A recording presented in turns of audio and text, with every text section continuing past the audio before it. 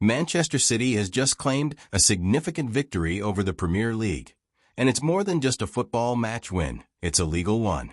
Today, an independent panel ruled that the Premier League's Associated Party Transaction, APT, rules are unlawful, and this ruling shakes the very foundations of the league's governance. City, often portrayed as the villains of the game, have exposed something much bigger, a governing body that's overstepped its authority.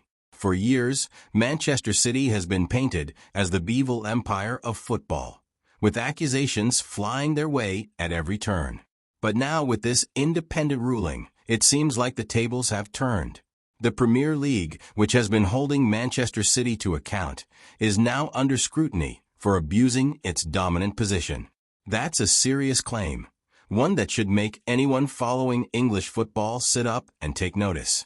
The very organization that's supposed to be impartial and protective of the sport has been called out for breaking the rules themselves. It's hard not to ask, if they've failed here, what other regulations might they be mishandling? This mess isn't new, though.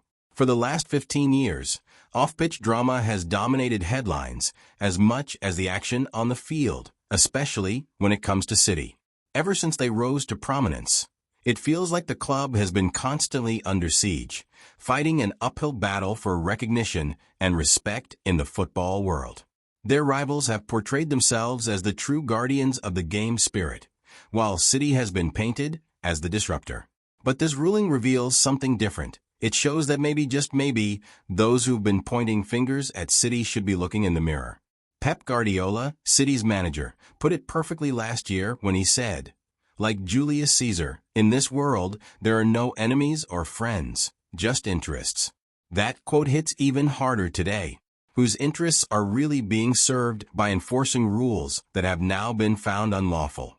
This ruling exposes the cracks in the Premier League's governance, and it's clear that we need to start asking harder questions about their leadership. Today will be reported as a seismic day in English football. But the real story isn't just about Manchester City winning a legal battle. It's about accountability. And it's about time the Premier League itself faces the same level of scrutiny that City has endured for so long. The biggest twist in this whole affair? The questions, the doubts, and the accusations might finally be shifting away from the world champions and back onto the Premier League where they belong.